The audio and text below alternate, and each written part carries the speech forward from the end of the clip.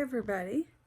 In the past I've made some videos about my brain tumor, the pineal gland cyst.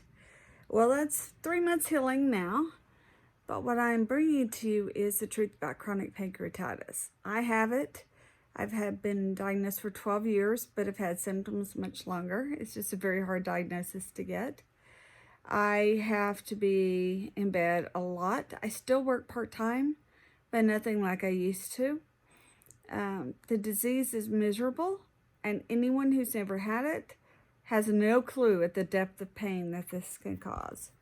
If you have a loved one with pancreatitis and you're on the outs with them or upset with them, let me give you a hint. Correct that, because pancreatitis kills, and it very quickly kills. When it raises its ugly head, when it decides to give us an acute flare, we could be dead within hours to days.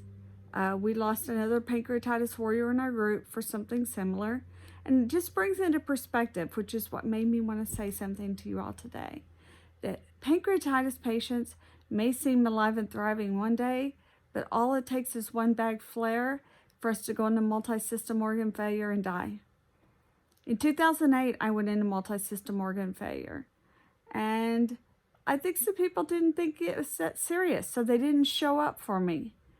And it was really hurtful. You know, I've always been a strong person, so I just assumed it was going to get better. But I was in kidney failure, liver failure, you name it, failure, fading fast. The doctors even said, bring her family, she's probably not going to make it. And I pretty much had crickets. People just don't take it seriously. I don't know why. They think that pancreatitis is benign. I don't know.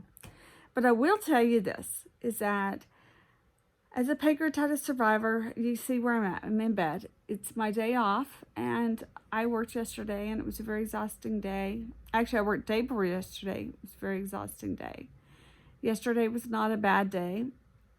Last night, this is a typical scenario. I was very exhausted. I hadn't taken any medications or anything other than a nausea medicine. About 3 hours before this happened, I just became overwhelmed with this huge sense of exhaustion, which is common for us. And usually with the hugest sense of exhaustion, it means if I lay down and give into it, within an hour or two, I'll wake up in a very acute attack, a very severe attack. So I didn't want to go to sleep, but I needed to hydrate. I was dehydrated. So we came in the bedroom, and my husband hooked me up to IV fluids. And I usually participate in that, but I was so exhausted, all I could do was yawn. I couldn't even participate. And so he got me hooked up. By the time I was hooked up, I was passed out. I took no medications of any kind, which I normally would do in the evening, and literally slept through dinner and everything. My husband said he came in to try to wake me to tell me dinner was ready. I just kind of grunted at him. He said I was snoring loudly. I said, geez, why didn't you call 911? I might have been having a stroke. You know. I finally woke up at 7:30 this a.m. and had such severe gait. I was stumbling all over the room. I could barely walk. And that could be part of what's going on in my brain. We'll find out on the MRI. But I could only stumble to the right. So I managed to make it to the bathroom, back to bed. I've been in bed pretty much all day except to go to the bathroom, and I'm still stumbling when I get up. Some of that could be malnutrition. Some of that could be dehydration. My mouth is very dry today. So we're going to hook me up to some more IV fluids, and my husband gets home. I'm scheduled for an outpatient MRI with anesthesia tomorrow at Medical City, Dallas. It's my 3-month checkup on my brain. Hopefully it won't show any new lesions or areas of concern. But Jesse's kind of worried that I may need to cancel and reschedule because I am running a fever. I am achy. I do have a little bit of cough, and he's worried that I might be starting to come down with the flu or something. So we're going to play it by ear. If I'm not better in the morning, if my symptoms respiratory-wise and stuff are worse, I will reschedule because I'm not going to contaminate a whole hospital without getting my flu vaccine or flu swab and everything first to make sure it's not the swab. I don't want to transmit anything to anyone. But I am feeling no appetite. My pancreas pain's about a 5, which on a scale 0 to 5. 5 is where it's really freaking annoying. The nausea is a little less, but it's creeping up there. I have no appetite at all. I don't want to eat. Actually, the only thing that sounds good right now is lime sherbet, and that was all that sounded good when I first came out of surgery. So maybe Jesse can get me some. Oh, I'm sorry. I just dropped y'all like big time. Y'all did a flip. That is really it. I'm just going to stay in bed. I have my port accessed. I am giving myself nausea medicine here.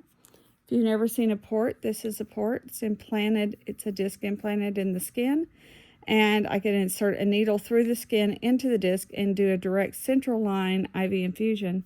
These are dangerous in that they're a direct path to the heart, so they could cause infection very easily. So I'm very meticulous about it, keeping it clean, keeping my medications sterile, and so forth.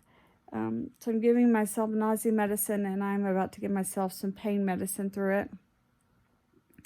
And then probably going to hook up another liter of IV fluid because I feel very, very dehydrated. I just really feel dry. And then we'll see. So wish me luck.